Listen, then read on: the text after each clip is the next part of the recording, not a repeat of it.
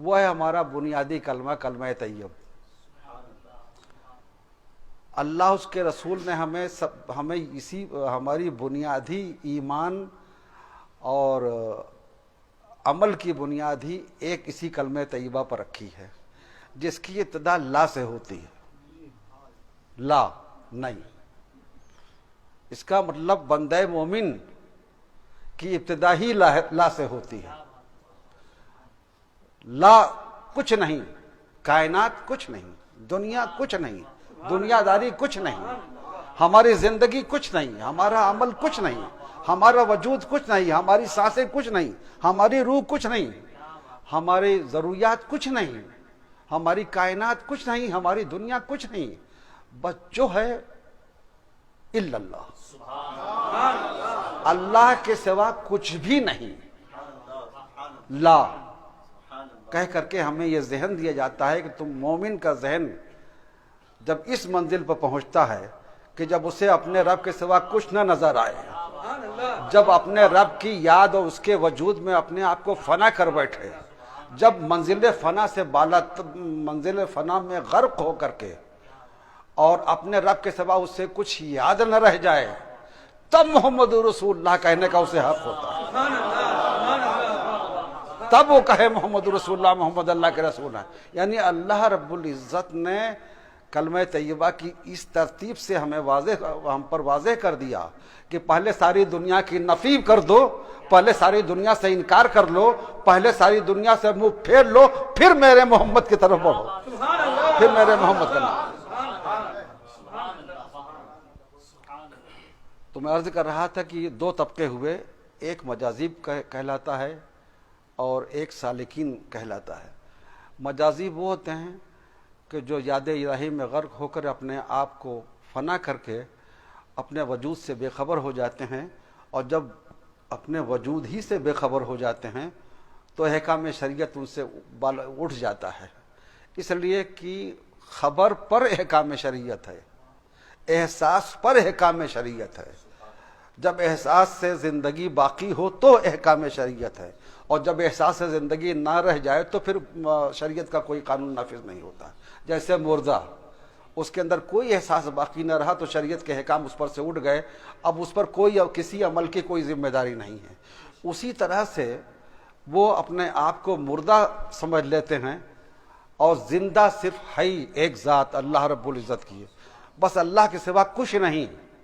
اس منزل میں پہنچ کر کے تو علم ہے گفتہ او گفتہ اللہ بود، گفتہ او گفتہ اللہ بود، گرچہ از حلقوم عبداللہ بود۔ اگرچہ اللہ زبان بن جاتا ہوں، جس کان سے وہ سنتا ہے میں اس کے کان بن جاتا ہوں، جس ہاتھ سے وہ کرتا ہے میں اس کے ہاتھ بن جاتا ہوں۔ تو یہی وجہ ہے کہ ایسے واقعہ سرزد ہوئے کہ جب وہ عشق حقیقی میں غرق ہوئے اور بے ساختہ ان کی زبان سے کبھی یہ جملے نکلے، کبھی انا الحق نکلا۔ حضرت حسین بن منصور حلاج نے انا الحق کہا تو یہ انہوں نے نہیں کہا تھا، بلکہ رب کریم نے خود ہی ان کی زبان پر کلام فرمایا تھا، میں حق ہوں۔ لیکن ظاہری طور سے چونکہ حضرت حسین بن منصور حلاج کی زبان سے نکلا تھا، یا حضرت شمس تبریز کا جو جملہ سبحانی معظم شانی، میں سبحان ہوں، میری شان کوئی کیا جانے، تو یہ بھی ان کا اپنا نہیں تھا۔ وہ تو ہر احساس سے، ہر قول و قرار سے، ہر علم و حکمت سے بالا تر ہو چکے، اب وہ کیا کہیں گے۔ حضرت سرمد سے جب اورنگزیب عالمگیر نے پوچھا کہ آپ ننگے کیوں رہتے ہیں، تو کہا تمہاری نگاہ میں ننگا نظر آتا ہوں، مجھے کیا پتا کہ میں ننگا ہوں، میں اپنے آپ کو دیکھتا ہی کب ہوں، میں اپنے آپ کو دیکھتا ہی کب ہوں کہ مجھے پتا چلے کہ میں نے کپڑے پہن رکھے ہیں۔ یہ تو احساس کی بات ہے، جس کا احساس اس کے رب کی رضا کا تابع ہو جائے، جس کا احساس اس کے رب کی یاد میں فنا ہو جائے، وہ اور کیا کر سکتا ہے، اپنے آپ کو اپنی خبر کیسے رکھ سکتا ہے۔ تو اسی لیے انہیں وہ طبقہ مجازیب کہلاتا ہے۔ ایسے قلندر آپ کو آج کے ज़माने بھی ایسے मजाजिब कहीं कहीं अजीब अजीब हालत में, अजीब अजीब कैफियत में वो नज़र आएंगे। उसमें माजी करीब में अभी चंद साल पहले तक आपने मेरे लख्त जिगर आज़म मियाँ को अलैहि रहमा को देखा तो मस्त कलंदर मस्त मजदूब थे और जो चाहते थे वो हो जाता था, जो बोलते थे वो हो जाता था। तो ये ताइद गैबी इस तरह से उन्हें अपनी आगोश में ले लेती है कि ऐसे तबके की हर हरकत वो रब्बे करीम की हरकत होती है, रब्बे करीम की ताइद से के साथ होती है। वो अपनी मर्जी से कुछ नहीं कहते। ऐसा ही होता है जैसे अल्लाह के हबीब सल्लल्लाहु अलैहि वसल्लम के लिए कुरान अज़ीम ने फरमाया वमा यंतिकु अनिल हवा इन हुवा इल्ला वह्युन यूहा, वो अपनी तरफ से कुछ नहीं कहते, वही कहते हैं जो अल्लाह फरमाता है। दूसरा तबका सालिकीन का है। अच्छा, मामला ये होता है कि वो जब अल्लाह ताला अपने महबूब बंदों पर अपना करम फरमाते हुए अपना दीदार कराता है, हर अल्लाह के वली को दीदार इलाही नसीब होता है। तो जिनके अंदर ज़ब्त का मादा कम होता है वो बेहोश हो जाते हैं। जैसे हज़रत मूसा कलीम अलैहिस्सलातु तस्लीम कोहे तूर पर बेहोश हो गए थे। जलवा इलाही की एक झलक ही देखी थी उन्होंने, बाकायदा जलवा नहीं देखा था, एक झलक देखी थी, वो बेहोश हो गए थे। तो जब अल्लाह का नबी एक झलक पर बेहोश हो सकता है तो अल्लाह के आम बंदों को होश कहाँ से रह सकता है।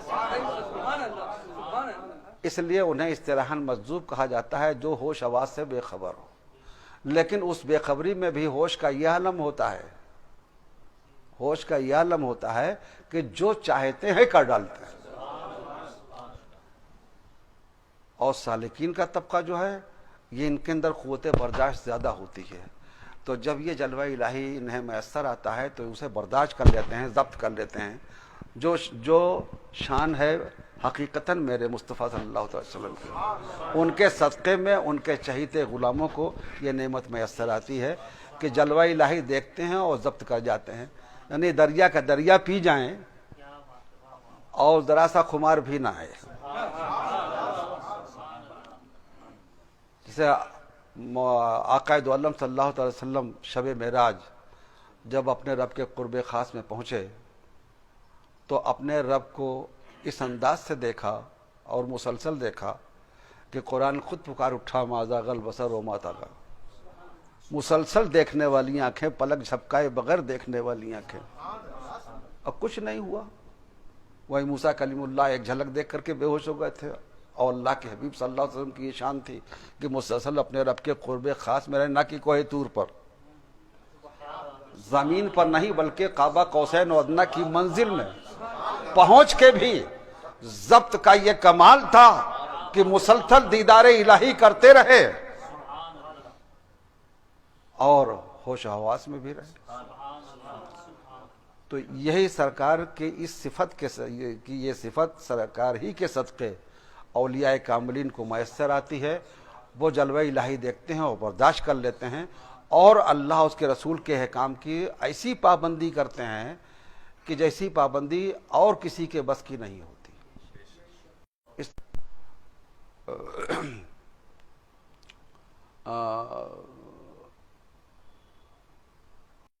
में अक्सरियत ऐसे लोगों की रही है जिन्होंने अल्लाह उसके रसूल के अहकाम की फरमाबरदा ताबेदारी करते हुए तबलीग दीन किया। अब तबलीग का जो रास्ता सूफिया किराम ने, अहलुल्लाह ने, अल्लाह वालों ने अपनाया तो सुन्नत नबवी पर उन्होंने अमल किया।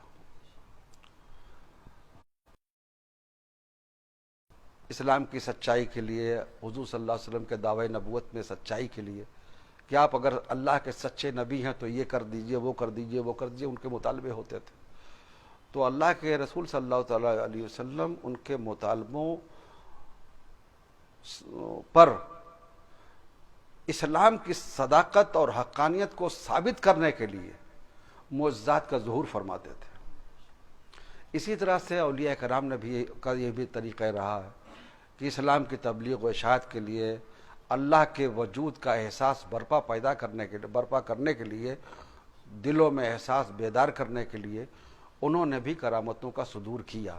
لیکن کسی اللہ کے ولی نے کبھی اپنی ذاتی شہرت کے لیے کہ مجھے لوگ اللہ کے ولی کی حیثیت سے شناخت کریں، مجھے جانے پہچانے، میری شہرت ہو، خلقت کا ہجوم میرے ارد گرد لگا رہے، کبھی کسی اللہ کے ولی نے اس طرح سے کرامتوں کا صدور نہیں ہونے دیا. سرکار غوث پاک کی آپ نے بے شمار کرامتیں سنی ہوں گی، سرکار غریب نواز کی بے شمار کرامتیں، سرکار محبوب الہی خواجہ قطب الدین بختیار کا کی، حضرت بابا فرید گنج شکر، حضرت مخدوم سمنا، حضرت شیخ لاؤل منڈوی، حضرت مخدوم خسرہ جائن ہند، اس طرح سے سارے جل القدر اولیاء کرام سے بے شمار کرامتوں کا صدور ہوا. لیکن انہوں نے کبھی بھی اپنی ذات کے لیے نہیں کیا، بلکہ دین کے فروغ کے لیے کیا، اسلام کی برتری کے لیے کیا. آج کا زمانہ وہ ہے جب شوبدہ بازی کو کرامت کہا جاتا ہے. شوبدہ بازوں کا ایک ہجوم ہے، ایک ہنگامہ محشر برپا ہے مسلم سماج میں، اور ایسے باباؤں کی کمی نہیں ہے جن کے اندر کچھ نہیں ہے، شوبدے دکھاتے ہیں. سرکار غوثیت مآب رضی اللہ تعالیٰ عنہ کا ایک ارشاد ہے، اگر کوئی شخص شریعت کا پابند نہ ہو اور کرامت خواہ آسمان میں بھی اڑتا ہوا نظر آئے، خواہ آسمان میں بھی اڑتا نظر آئے، تو اسے خبردار اللہ کا ولی نہ سمجھنا، اسے شوبدہ باز کہنا. اصل ہے شریعت مطہرہ کی پابندی. شریعت مطہرہ کی اگر پابندی ہے تبھی روحانیت جو ہے کا معاملہ آگے بڑھتا. اولیاء کرام میں کوئی ایسا نہیں گزرا جس نے پہلے علم شریعت نہیں حاصل کیا ہو. سرکار غوث پاک ہوں، غریب نواز ہوں، مخدوم پاک ہوں، یہ جتنے بھی اللہ کے اولیاء گزرے ہیں، سب نے پہلے مکمل طور سے علم دین حاصل کیا ہے، بعد میں صوفی بنے. اللہ اس کے رسول کے احکام کا مکمل ادراک اور علم حاصل کرنے کے بعد جب اس میں کامل و اکمل ہو جاتے تھے تب وہ راہ الہی میں قدم رکھنے کے لیے، اس لیے کہ جو پڑھا ہے جان تو گئے ہیں، معلومات تو ہو گئی ہے کہ اللہ اس کے رسول کی رضا کس میں ہے. شریعت سے یہی معلوم ہوتا ہے کہ اللہ اس کے رسول کی رضا کس میں ہے، کس طرح حاصل ہو سکتی ہے. لیکن عمل جو ہے، جاننا اور ہے، عمل کرنا اور ہے. اس زمانے میں بہت سارے ایسے لوگ ہیں جن کو شریعت کے احکام معلوم ہیں، جیسے نماز کسے نہیں معلوم کہ فرض ہے، حج کسے نہیں معلوم ہے کہ اگر صاحب نصاب ہے تو فرض ہے، قربانی ہو، صدقہ ہے، خیرات ہے، زکوٰۃ ہے، یہ سارے مسائل لوگوں کو معلوم ہے. اور برائیوں سے بچنے کا حکم بھی لوگ جانتے ہیں کہ برا کریں گے تو گناہ ہوگا، اس کے باوجود اس میں مبتلا ہیں. تو جانتے تو ہیں، اس پر عمل نہیں کرتے. عمل کی روح خانقاہوں سے ملتی ہے، عمل کا احساس خانقاہیں دیتی ہیں. اسی لیے ہر اللہ کے قدر ولی کو کسی نہ کسی ہاتھوں، کسی بزرگ کے ہاتھوں پر مرید ہونا پڑا. سرکار غوث پاک بھی مرید ہوئے، پیروں کے پیر ہیں، لیکن حضرت ابو سعید مخزومی رضی اللہ تعالیٰ عنہ کے ہاتھوں پر بیعت ہوئے. خواجہ غریب نواز جیسی بزرگ شخصیت، اللہ کا جل قدر ولی، عطائے رسول، وہ بھی مرید ہوئے. حضرت عثمان ہارونی رضی اللہ تعالیٰ عنہ کا تو حضرت مخدوم سمنا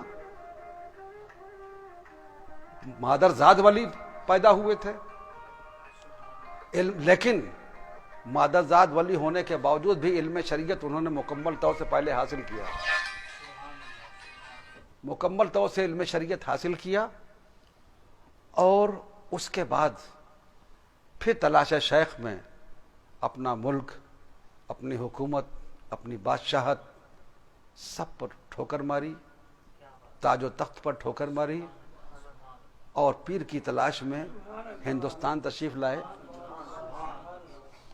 ظاہر ہے پیدل سفر طے کیا آپ نے، ایران سے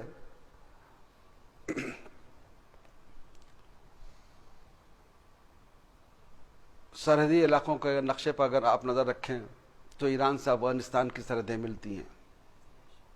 افغانستان تشریف لایا، افغانستان سے پھر اس آج کا موجودہ پاکستان وہ ہندوستان ہی میں شامل تھا، وہاں تشریف لائے، اور پھر سرحدی علاقوں کا سفر کرتے ہوئے پھر آپ بنگال جیسے پچھڑے علاقے میں تشریف لے گئے، وہاں پیر ان کا موجود تھا. اور پیر ایسا با کمال کہ جب حضرت مخدوم سمنا رضی اللہ تعالی عنہ سمنان وہ پنڈوا شریف اپنے پیر مرشد کی بارگاہ میں پہنچے تو انہوں نے ارشاد فرمایا، بیٹے جب تم نے سمنان سے اپنا ایک قدم باہر نکالا ہے، جب سے میں تمہارے ہر قدم پر نگاہ رکھتا رہا ہوں، تمہیں قدم بقدم دیکھتا رہا ہوں، اب تم یہاں پہنچے، اب تم یہاں پہنچے، اب تم یہاں پہنچے. اور یہیں پر میں آپ کو بتاؤں کہ صرف یہی بات نہیں تھی، بلکہ انہوں نے ان کے اندر اللہ رب العزت نے اتنا کمال برپا کر رکھا تھا کہ جیسے مخدوم پاک صاحب کمال تھے پیدائشی طور سے، ویسے ان کے پیر و مرشد بھی پیدائشی طور سے صاحب کمال تھے.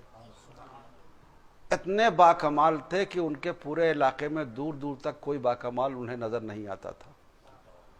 اور حضرت مخدوم عالم پنڈوا شیخ علاء الحق رضی اللہ تعالیٰ عنہ وہ پیر کامل کی تلاش تھی، اور کوئی انہیں ان کے معیار کا پیر نظر نہیں آتا تھا، ان کے معیار کا پیر نظر نہیں آتا تھا. انہوں نے ایک ترکیب نکالی پیر کی تلاش کے لیے. اس زمانے میں لوگ پیدل ہی سفر کرتے تھے، تالاب اور دریا کے کنارے ہی قیام کرتے تھے تاکہ وضو وغیرہ میں وضو ہے غسل وغیرہ میں آسانی ہو اور عبادت آسانی سے کر سکیں. وہ تو جو بھی کہیں راہی چلتا تھا تو دریا یا تالاب کوئی نظر آتا تھا صاف ستھرا، اسی کے کنارے قیام کرتے تھے. وہ تو پنڈوا شریف میں جہاں حضرت مخدوم عالم پنڈوا کا جھوپڑا آپ کا قیام تھا، آپ کی جھوپڑی تھی، وہاں ایک بہت بڑا تالاب تھا. تو جب ایسے تلاش کرتے کرتے تھک گئے اور پھر کوئی پیر کامل نہیں ملا تو انہوں نے یہ ترکیب کی کہ اپنے تالاب میں، جو کہ اس وقت ایک دم کھلی صورت میں تھا، کچھ کوئی تعمیرات وغیرہ تو تھی نہیں، تو انہوں نے پانی کے اندر تالاب کے دم فرما دیا.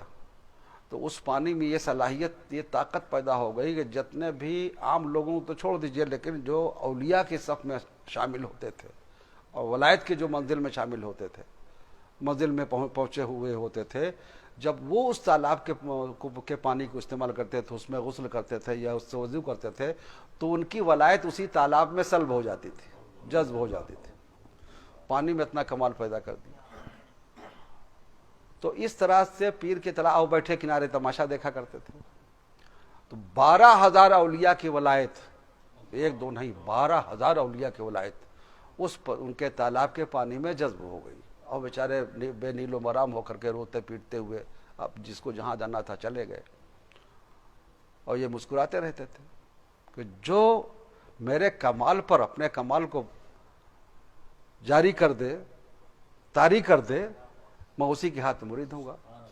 جب یہ سلسلہ دراز ہوتا چلا گیا اور 12,000 تک معاملہ پہنچ گیا تو حضرت محبوب الہی نے، خواجہ نظام الدین اولیاء جو اس تماشے کو ملاحظہ فرما رہے تھے، انہوں نے اپنے خلیفہ حضرت مخدوم اخی سراج آئین ہند کو حکم فرمایا، پنڈوا جاؤ، جا کے اس کو مرید کرو، ورنہ وہ جانے کتنے لوگوں کی ولایت سلب کر لے گا. تو حضرت مخدوم اخی سراج آئین ہند رحمۃ اللہ تعالی علیہ پنڈوا شریف تشریف لائے اور تالاب کے کنارے کھڑے ہو گئے اور انہیں مخاطب فرمایا، علاء الحق، اب یہ کھیل ختم، تم نے بہت کر لیا، اب تمہارے بیعت ہونے کا وقت آ گیا ہے. پیر کا چہرہ دیکھا اور قدموں پہ گر پڑے اور بیعت ہو گئے. یہاں سے بات پیر و مرید کی آ گئی ہے تو ایک حضرت شیخ الحلو پنڈوی ہی کی بات کا واقعہ میں آپ کو نقل کرتا ہوں کہ پیری مریدی ہوتی کیا ہے. جو مرید ہوتے ہیں تو مرید کیسا ہوتا ہے. پیر چاہے جتنا باکمال ہو، اگر مرید میں کمال نہیں ہوا، کمال عقیدت نہیں برپا ہوا، اپنے پیر کے لیے جانثاری کا جذبہ نہیں پیدا ہوا، تو پیر مرید کو کمال بیعت نصیب نہیں ہوگا. خود اتنے مرتبہ و مقام پر پہنچے ہونے کے باوجود بھی جب مرید ہوئے تو پیر کی خدمت پہ رہنے لگے. حضرت مخدوم اخی سراج آئین ہند کی خدمت پر رہنے لگے تو انہیں رہنے کے درمیان یہ معلوم ہوا کہ میرے پیر کو گرم کھانا پسند ہے، میرے پیر کو گرم کھانا پسند ہے. تو حضرت مخدوم الحق پنڈوی رحمۃ اللہ تعالی علیہ نے ایک انگیٹھی بنوائی. پیر نے کچھ حکم نہیں کیا تھا، نہ کچھ بتایا تھا انہیں کہ میری یہ پسند ہے، ایسا ایسا ہے ویسا ہے، بس انہیں معلوم ہو گیا. انہوں نے ایک انگیٹھی بنوائی. انگیٹھی سمجھ رہے ہیں نا، جو آگ کو رکھنے کے لیے، اکٹھا کرنے کے لیے ایک برتن نما بنائی جاتی ہے اور اس پر گرم کھانا رکھ دیا جاتا ہے تاکہ کھانا گرم رہے، ٹھنڈا نہ ہونے پائے. تو ان کے اندر یہ جذبہ پیدا ہوا کہ میرے پیر کو جانے کب کس وقت خواہش پیدا ہو کھانے کی تو میرے پیر کو گرم ہی کھانا ملے، ٹھنڈا کرنا ملے. اس جذبہ عشق نے ان سے انگیٹھی بنوائی، اس میں آگ رکھتے تھے اور اس انگیٹھی کو پر کھانے کا برتن رکھ کر کے، کھانا رکھ کر کے 12 سال تک پیر کے ساتھ گھومتے رہے. پیر کے پیچھے پیچھے سر پر جلتی ہوئی انگیٹھی. عالم یہ ہو گیا تھا کہ اس انگیٹھی کی گرمی سے آپ کے سر کے بال سب گر گئے اور جلد کی رنگت سفید ہو گئی. اتنی ہیٹ ہوتی ہے اس میں انگیٹھی میں، لیکن انہیں احساس بھی نہیں تھا. بس یہ کب میرے پیر کو گرم کھانے کی خواہش ہو میں کھانا پیش کر دوں. اس احساس نے 12 سال تک انہیں اپنے سر پر جلتی ہوئی انگیٹھی رکھ کے گھومنے پر مجبور کر دیا. یہ ہے بیعت، یہ ہے مریدی جس کو مرید کہتے ہیں. جب ایسا مرید ہوتا ہے تو پیر اس پر جب نظر ڈالتا ہے تو اسے درجہ کمال تک پہنچا دیتا ہے، پھر کچھ باقی نہیں رہتا. حضرت مخدوم الحق پنڈوی کو اپنے گلے سے لگایا اور لگا کے وہ عطا فرمایا کہ انہیں مخدوم اشرف جہانگیر سمنانی جیسا اللہ کا کامل ولی، جیسا غوث وقت، جیسا محبوب جہانگیر، ایسا مرید بھی انہیں میسر ہے.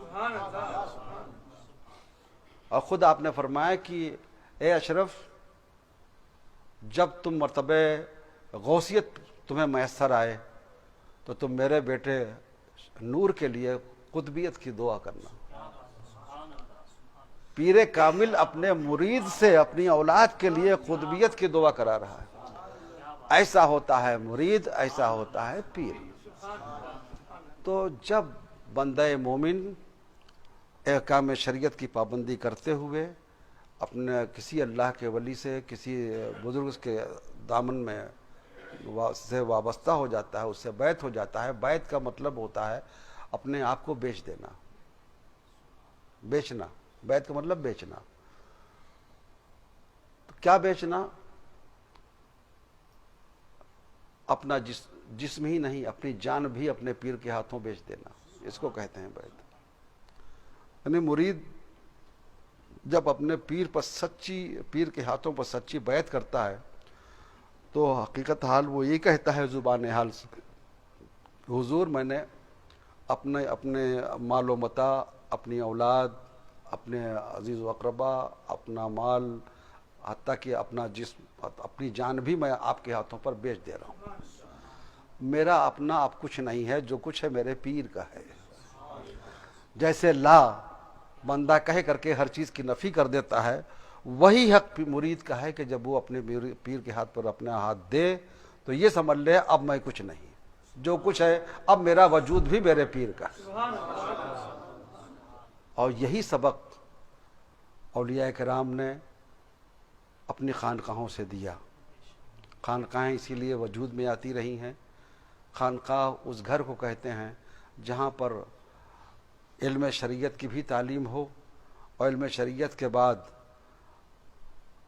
روح کے وجدان اور روح میں روحانیت برپا کرنے کے لیے اور روح کو اللہ سے کے قرب عطا کرنے کے لیے تصوف کی تعلیم، روحانیت کی تعلیم دی جاتی ہے، اور اس کا مقصود یہ ہوتا ہے کہ یہ شریعت مطہرہ پر عمل کے بعد اب بندہ اس قابل ہو گیا ہے کہ راہ خدا میں آگے قدم بڑھا سکے اور اپنے رب کا قرب حاصل کر سکے۔ تو قرب حاصل کرنے کے لیے روح کو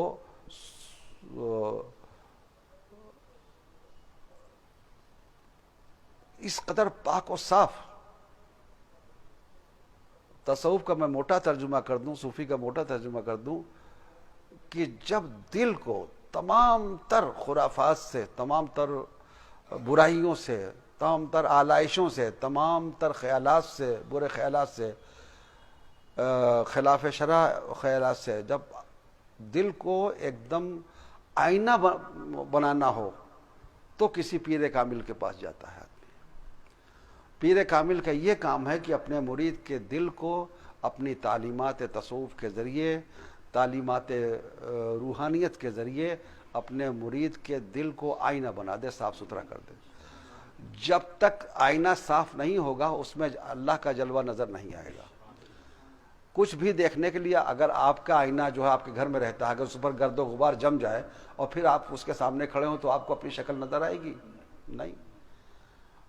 وہ جو گرد و غبار کی تہ جمی ہے اسے صاف کرو، تب تمہیں جو کہتے ہو لا الہ الا اللہ کہتے ہو تو الا اللہ کا جلوہ اسی وقت نظر آئے گا جب دل کا آئینہ تمام گرد و غبار سے پاک و صاف بن جائے گا۔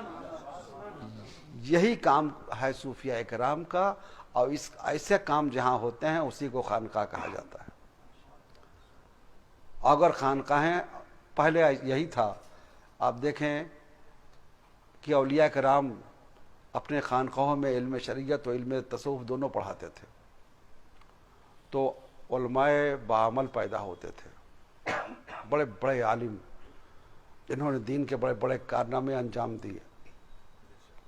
وہ خانقاہیں مسجدوں میں قائم ہوتی تھی، جھوپڑوں میں قائم ہوتی تھی، تو خانقاہ تھی، وہاں بڑے بڑے علماء پیدا ہوئے، بڑے بڑے صوفیہ پیدا ہوئے، بڑے بڑے اللہ کے ولی پیدا ہوئے۔ مولانا جلال الدین رومی، حضرت حافظ شیرازی، حضرت شیخ سعدی، حضرت علامہ جامی جیسے لوگ خانقاہوں کی دین ہیں۔ لیکن جب سے خانقاہیں ختم ہو گئیں یا آمدنی کا ذریعہ بن گئیں،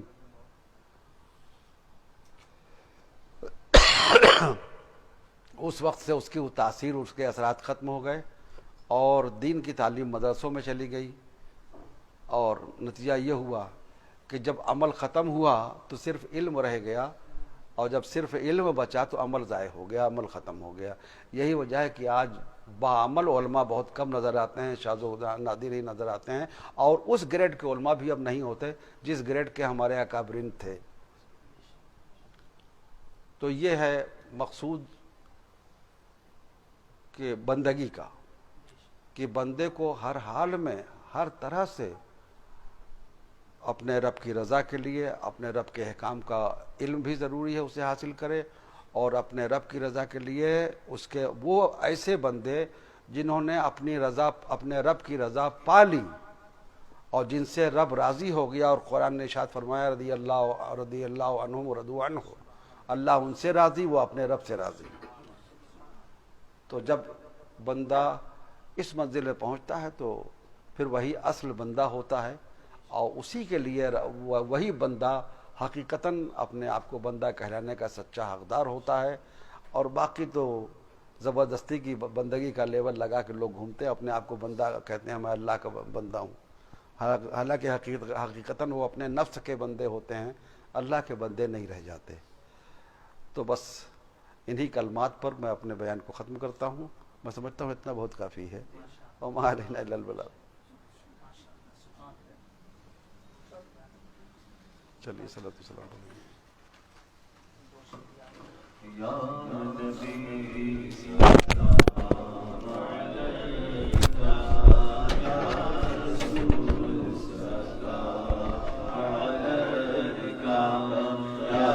علیہ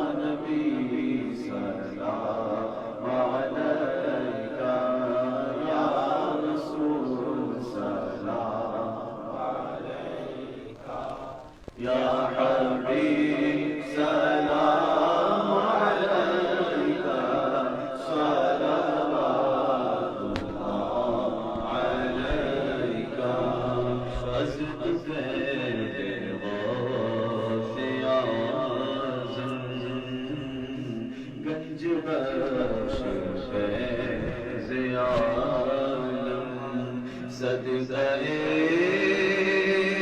امام اعظم دور ہو سب کی کے رنج و غم یا نبی سلام علیکہ یا رسول سلام علیکہ یا حبیب سلام علیکہ صلوات اللہ علیکہ اللهم صل على سيدنا محمد وعافية الأبدان وشفاء الأبصار والأبصار صلوا عليه الصلاة والسلام عليك رسول الله صلى الله عليه وسلم اللهم ربنا آتنا في الدنيا حسنة وفي الآخرة حسنة وقنا عذاب النار آمين. اللهم إنا نسألك العفو والعافية في الدين والدنيا والآخرة آمين. اللهم إنا نسألك إيمانا كاملا آمين. وحلالا آمين. طيبا آمين. ويقينا صادقا وعلما نافعا وعملا صالحا صحة كاملة وشفاء من كل داء إلى رحمتك يا العالمين صلى الله عليه وسلم اللهم ربنا تقبل منا إنك أنت السميع العليم وتب علينا إنك أنت التواب الرحيم صلى الله تعالى على خير خلقه ولا شيء محمد وعلى صحبه أجمعين برحمتك يا أرحم الراحمين آمين مسافر کی اجازت ایک لائن سے آ جاؤ سب مسافر کے لیے آہستہ آہستہ ہٹو ذرا پیچھے ہٹو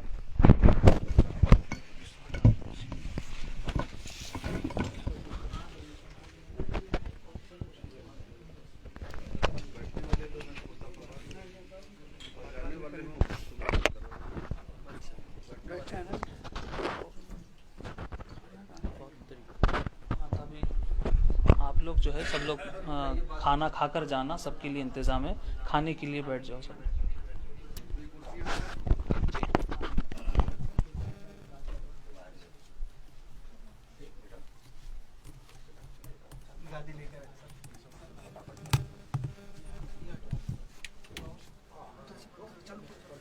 چلو